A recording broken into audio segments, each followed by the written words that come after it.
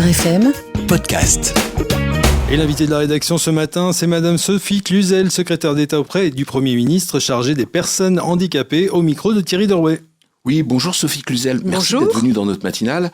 Alors la semaine dernière, ça a été effectivement une semaine chargée pour vous, puisque ça a été l'occasion de cette fameuse 5e conférence nationale du handicap qui s'est déroulée au Palais de l'Élysée. Alors Emmanuel Macron a rappelé que le handicap devait être au cœur des municipales. Alors pour Paris, Benjamin Griveaux n'a consacré au sujet lors de sa présentation qu'une minute 23, on l'a chronométré sur les 1h40 de son intervention. Est-ce qu'on peut souhaiter mieux de la part d'Agnès Buzyn ? On y travaille avec Agnès Buzyn, que sur le programme justement handicap. Ce qui m'intéresse, moi, c'est qu'on mette du handicap partout. C'est-à-dire l'accès aux crèches, l'accès aux centres de loisirs, c'est y compris l'accueil des enfants handicapés, qu'on ne fasse pas un pavé handicap à part. C'est bien ça tout l'enjeu. C'est l'enjeu de mon rattachement auprès du Premier ministre, c'est de travailler dans toutes les politiques publiques de droit commun. Donc le handicap, il doit être partout, que ce soit sur le problème de mobilité, que ce soit sur les problèmes d'accès, justement. Parce que l'accessibilité à Paris, on ne peut pas dire que ce soit un modèle du genre. Non, mais justement, il y a beaucoup de travail à faire, ça c'est sûr. Toutes les capitales. Ça c'est sûr, il y a beaucoup de travail. Les voiries sont dans un état déplorable, il y a eu des travaux monstrueux qui fait que il y a eu beaucoup de personnes, mais pas que handicapées, des personnes âgées assignées à résidence sur des trottoirs très compliqués pour elles.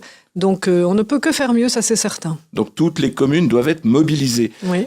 Alors cette 5e édition de la Conférence nationale du handicap a été marquée par un discours mobilisateur du chef de l'État. Mais on a entendu des associations comme l'UNAFAM, qui représente les familles de personnes malades et ou handicapées psychiques, déplorer que cette thématique n'ait pas été évoquée. Alors moi j'ai une question, c'est d'où vient cette incompréhension de votre réelle volonté de faire évoluer le droit commun et pas forcément s'attaquer spécifiquement à chacune des maladies, même si c'est fait? On a des plans pour le handicap psychique, on a des plans pour le polyhandicap. Ce qui m'intéresse, c'est de servir vraiment la cause générale du handicap. Donc je tiens à rappeler, et l'UNAFAM le sait très bien, que la prestation de compensation du handicap pour le handicap psychique n'était pas satisfaisante. Elles avaient du mal, ces personnes handicapées psychiques, à pouvoir faire reconnaître leur handicap pour avoir une prestation de compensation à la hauteur de leurs besoins.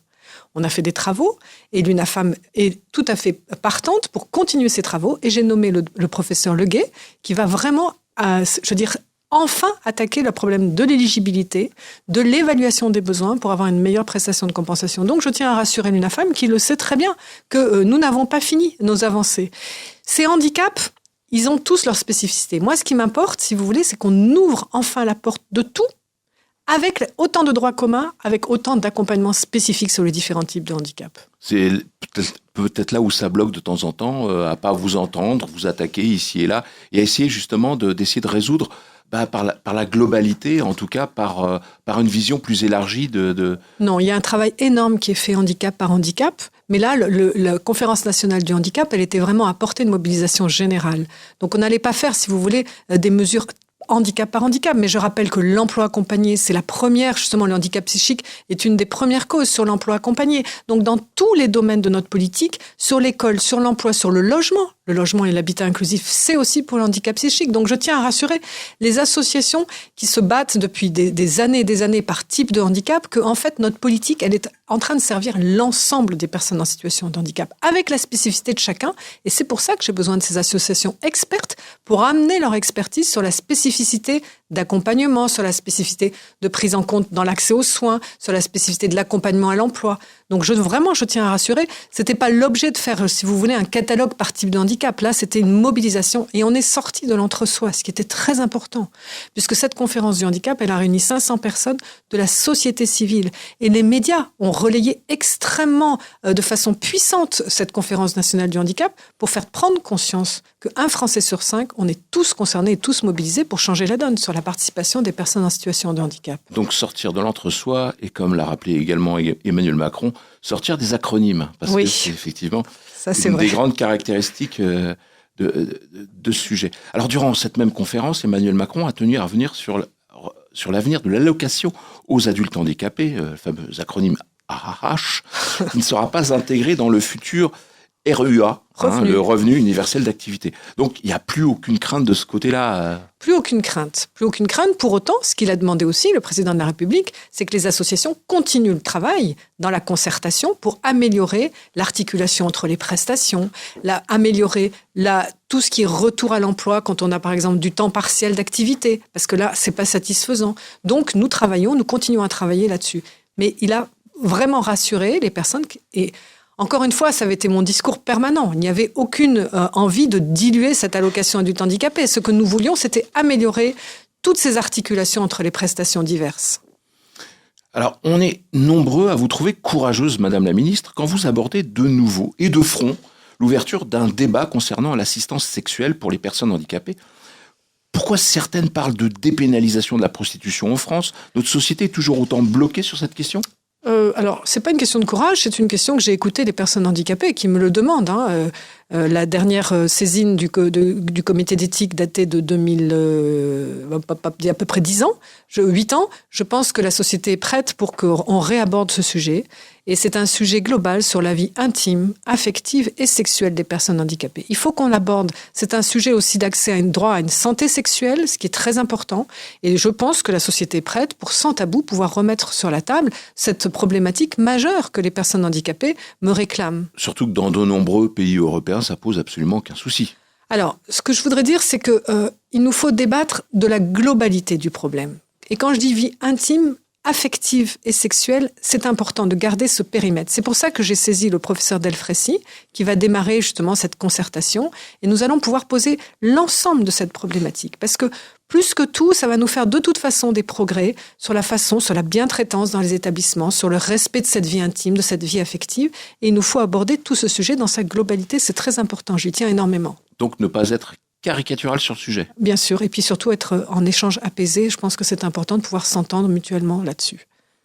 Alors hier encore, nous parlions d'un habitant du Tarn, Nicolas Miroir, qui du fait d'une stupide évolution des règles portant sur le contrôle technique de son véhicule, alors je rappelle que c'est un véhicule assez particulier, c'est une Kangoo de 98, qui n'a aujourd'hui que 35 000 km au compteur, donc qui est adapté pour véhiculer sa maman, qui est polyhandicapée, et qui ne peut pas récupérer la nouvelle mention demandée, notamment par Bruxelles, pour prouver que son véhicule répond aux normes. Jusqu'ici, ça allait, mais là, visiblement, c'est pas le cas. Conclusion, direction la casse, plus possible pour lui d'accueillir sa maman, sauf à racheter une voiture. Alors j'imagine que vous pouvez comprendre son exaspération contre l'administration et plus généralement l'exaspération de toutes ces personnes devant de telles situations qui sont souvent liées à des règlements ou des textes qui ne prennent pas en compte toutes les situations. Et je rappellerai aussi que ce matin, on a évoqué d'une lettre envoyée à Madame Brigitte Macron au sujet de cette jeune demoiselle qui n'arrive pas à accéder notamment à Sciences Po, faute d'une accompagnante. Voilà, on est tout à fait dans l'exemple des situations ubuesques, permanentes, que vivent les personnes en situation de handicap. Reprouver leur accès à une compensation, comme par exemple Chloé à Sciences Po. Elle avait droit à une prestation de compensation, elle avait droit à une auxiliaire de vie scolaire. Elle change d'environnement, il faut refaire tout. C'est ça que je veux éviter, moi. Simplifier, éviter les ruptures de parcours.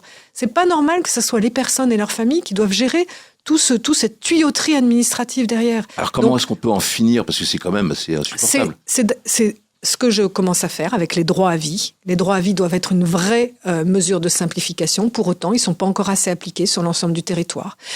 Chloé, ce qu'elle vit, elle ne l'aurait pas vécu si elle était à Sciences Po Paris, elle le vit à Sciences Po Grenoble. Ça veut dire que le niveau d'information des différents lieux de vie n'est pas encore à la hauteur. Donc il faut absolument qu'on mette le paquet. Et l'exemple de Chloé va me permettre de travailler vraiment sur cette rupture de parcours permanente que les étudiants doivent vivre au quotidien. Elle peut avoir une prestation de compensation, c'est-à-dire une aide humaine pour ses gestes de la vie quotidienne, et elle peut avoir du tutorat, de la prise de notes sur le campus, là où elle est. Pour autant, ça ne s'est pas mis en place. C'est ça qui est insupportable. Et normalement, c'est avec un zéro reste à charge pour elle, pour Chloé. Donc on voit bien qu'il y a encore ça grippe selon le lieu où on est en France. Et moi, mon rôle, c'est cette équité territoriale de simplification administrative sur lequel nous voulons travailler au quotidien. Alors, est-ce que vous croyez qu'un seul numéro unique pourra apporter la réponse ? Alors, c'est en effet ce que le président de la République nous a demandé, c'est d'arrêter cette errance, d'aller de porte en porte, de guichet en guichet. Nous allons y travailler. Pour autant, derrière, il va y avoir un énorme travail de pouvoir aller taper, et ça ne doit plus être à la famille ou à la personne de le faire, d'aller taper à la bonne porte. Là, par exemple, pour Chloé, c'est en même temps l'enseignement supérieur, mais en même temps la maison départementale des personnes handicapées. Il y a eu une rupture sur son plan de compensation. Donc, on a un travail colossal, mais je m'y attellerai parce que je pense que c'est comme ça qu'on changera la vie quotidienne des personnes en situation de handicap. Simplifier, avoir de la lisibilité et que ça s'impose à tous les lieux de vie où va évoluer la personne. Et aussi du bon sens, parce que notre habitant du Tarn, quand il voit une réglementation évoluer... c'est du gagnant-gagnant pour tout le monde. C'est de la gabegie financière, c'est de la gabegie humaine. Donc il faut qu'on cesse ces situations vraiment problématiques pour les personnes. Alors Madame la Ministre, vous essayez d'améliorer donc le statut et le salaire de celles et ceux que l'on qualifie, encore un acronyme, AESH, donc c'est-à-dire... C'est surtout le ministre de l'Éducation nationale, je rappelle. Ah bon, alors on dira ça à Jean-Michel Blanquer. Alors pourquoi certains assistants de nos enfants en situation de handicap pensent qu'en proposant d'étendre leur rôle au périscolaire, vous les déconsidérez? Parce que ça, c'est ce qu'on a entendu sur nos antennes la semaine dernière. Donc, est-ce qu'il y a vraiment une déconsidération lorsqu'on leur propose d'élargir leur temps de travail sur du périscolaire? Mais pas du tout. Je vous rappelle qu'on a créé un diplôme d'accompagnant justement à l'éducation inclusive, avec justement cette possibilité d'exercer son métier d'accompagnement sur les temps scolaires, périscolaires. Ça a été vraiment, ça fait 3 ans qu'il existe, ce métier, ce diplôme. Donc, il n'y a aucune dévalorisation. On est vraiment dans de l'accompagnement à la vie quotidienne, que ce soit sur les temps scolaires. Je vous rappelle que les référentiels certains AESH ont loupé des cours ou quoi? Non, pas du tout. Ça dépend s'ils ont déjà suivi cette formation. Parce que, donc c'est un problème de formation initiale. C'est un problème de formation initiale, mais c'est aussi le choix de la personne. Si elle ne veut travailler que sur le temps scolaire, on ne va pas imposer à un accompagnant d'aller sur du périscolaire. Mais c'est du gagnant-gagnant pour tout le monde. Elle connaît l'enfant. Si cet enfant a besoin d'un accompagnant, eh bien, ça lui permet peut-être aussi d'aller au centre de loisirs si vraiment il en a besoin. Mais je rappelle que dans le métier d'accompagnant, il est très riche, parce que c'est les gestes de la vie quotidienne, mais c'est aussi l'interaction avec ses pairs, c'est l'accompagnement pédagogique, éducatif. C'est un métier extrêmement riche et il n'y a aucune dévalorisation possible selon le lieu où on travaille. Alors, l'école inclusive, donc ce beau projet que vous menez avec Jean-Michel Blanquer, vous venez de le rappeler, ne concerne pas donc que les accompagnants. Non. Ça concerne aussi le médico-social. Il doit avoir pleinement sa place. Alors, comment est-ce qu'on peut faire justement pour que le médico-social ait sa place à l'école? C'est une grande révolution qu'on a fait avec Jean-Michel Blanquer, d'ouvrir les portes de l'école aux professionnels du handicap. Je les appelle un peu comme ça pour que les auditeurs comprennent bien, c'est-à-dire les rééducateurs, les psychologues, les ergothérapeutes, les éducateurs spécialisés. Cette ouverture, il faut qu'on l'amplifie parce qu'on a besoin de tous. On a besoin de tous ces regards croisés pour réussir un parcours scolaire. C'est l'enjeu de l'accord justement de confiance qu'on a signé pendant la Conférence nationale du handicap avec les départements de France, mais avec l'ensemble des associations gestionnaires et associations de familles pour améliorer cette coopération sur le terrain. Ça veut dire quoi? Ça veut dire qu'on a déjà des équipes mobiles qui puissent, avec des spécialistes du handicap, des experts du handicap qui peuvent rentrer dans les écoles. Ça veut dire que ce sont des regards croisés, c'est des professionnels de l'éducation nationale et du médico-social qui travaillent ensemble. C'est tout l'enjeu des unités d'enseignement externalisées, par exemple pour l'autisme, où c'est déjà le cas, et on amplifie cette coopération. Parce qu'encore une fois, le handicap, c'est l'affaire de tous et qu'on n'y arrivera pas juste en laissant le poids de l'enseignement. Quel enseignant? Il faut qu'on puisse partager les méthodes d'adaptation. Il faut qu'on outille les enseignants sur les adaptations pédagogiques. Ça, c'est de leur ressort. Il faut qu'on vienne apporter cette expertise de regard sur les adaptations, par exemple, de gestes pour un enfant qui a un problème moteur ou des adaptations pour les problèmes sensoriels ou psychiques ou intellectuels. Là encore, les situations de handicap sont tellement variées qu'il faut bien accompagner les enseignants avec les experts qui connaissent l'enfant, qui connaissent les adaptations nécessaires et suffisantes. C'est dans cette coopération qu'on y arrivera. Donc on fait feu de tout bois pour réussir cette école inclusive. Formation des enseignants, aux coopérations médico-sociales. On forme aussi les accompagnants ensemble avec les enseignants, avec les experts. On met la plateforme éducation inclusive. C'est très intéressante sur les adaptations pédagogiques qui a été enrichie justement de toute l'expertise des professionnels. Donc voilà, on fait feu de tout bois pour pouvoir réussir et accélérer ces parcours scolaires et cette qualification dont on a tant besoin pour les élèves handicapés. Et quand est-ce qu'on va pouvoir arrêter d'utiliser ce mot barbare qu'est l'école inclusive pour reparler d'école républicaine? Elle est républicaine avant tout et elle a encore besoin d'être plus inclusive que cela. Donc il nous faut travailler sur ces adaptations indispensables. Nous l'avons évoqué ce matin sur nos ondes, vous continuez de soutenir les Duodès, c'est une idée venue tout droit d'Irlande, ça c'est la petite anecdote de ce matin, depuis 2008. En quoi est-ce important de faire côtoyer des personnes en situation de handicap avec l'emploi? Eh bien, déjà, nous avons 500 000 personnes en situation de handicap au chômage. Donc, on a un vrai problème de pouvoir ouvrir les portes de l'entreprise à ces personnes qui demandent à y rentrer. Donc, le Duodé est un vrai levier d'acculturation, est un vrai levier d'ouvrir la porte des entreprises. Nous avons réussi à faire plus de 13 000 duos, 26 000 personnes qui ont travaillé ensemble l'année dernière. Nous l'avons lancé hier, cette nouvelle édition qui aura lieu le 14 mai. Et nous voyons bien que les employeurs comprennent bien que c'est un vrai levier pour embarquer le collectif de travail, à accueillir une différence, faire tomber les préjugés. Mais du côté aussi des personnes en situation de handicap, ça leur permet énormément de choses selon là où elles en sont dans leur parcours. Découvrir un nouvel univers professionnel, oser aller vers des métiers auxquels elles ne pensaient même pas sur une journée. Alors une journée, c'est trop court. Ce que l'on veut, c'est amplifier justement et travailler sur après des mises en situation professionnelle, des CDD, des stages. Mais on y arrive petit à petit. Parce que ça peut être vraiment un tremplin vers l'emploi. Bien sûr. Bien sûr que ça peut être un tremplin dans l'emploi. Hier, j'avais 3 duos qui ont témoigné et il y a eu une reconversion professionnelle pour l'un suite au duo D avec justement un accompagnement, avec un contrat de professionnalisation pour changer de métier complètement. Donc on voit que c'est possible. C'est pour ça qu'il faut encourager cette rencontre. C'est très important. C'est une ouverture des portes de l'entreprise et ce que l'on veut, c'est que ça débouche justement sur un entraînement vraiment à l'insertion professionnelle. Donc les duos D, ça concourt à ce qu'on appelle la politique des petits pas et on essaie d'avancer progressivement. Oui, et puis juste me permettre une chose, c'est que aussi les médias s'en emparent. Et tout ce qui peut montrer justement les bonnes pratiques qui existent est très important pour donner cette envie, cette aspiration à se dire on peut changer la donne nous aussi. Donc peut être concerné. On a besoin d'éclairage permanent sur le sujet. Permanent. Alors se battre contre les silos, j'ai l'impression que c'est un peu votre combat quotidien. Oui. Comment faire pour que cette question de handicap évolue dans notre société ?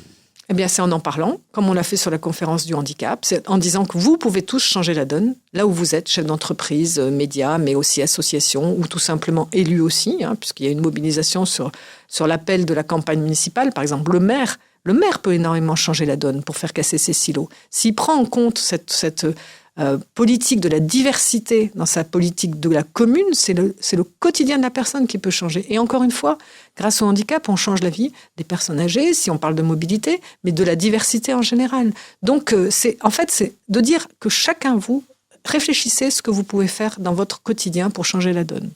Alors, on est à plus d'un demi-mandat, c'est l'expression consacrée de la présidence d'Emmanuel Macron.